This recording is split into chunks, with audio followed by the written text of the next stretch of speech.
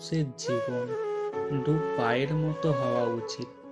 কারণ এক পা এগিয়ে গেলে কখনো অহংকার করে না, তেমনি অপর পা পিছিয়ে গেলে কখনো লজ্জিত হয় না।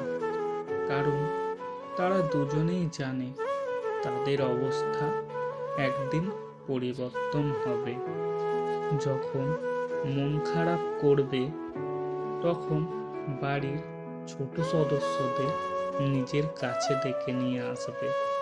তাদের নিষ্পাপ হাসি ও এলোমেলো কথা নিমিষেই আপনার মন ভালো করে দেবে।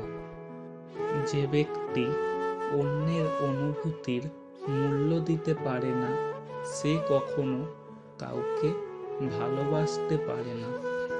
জীবনে তুমি যতক্ষণ সফল থাকবে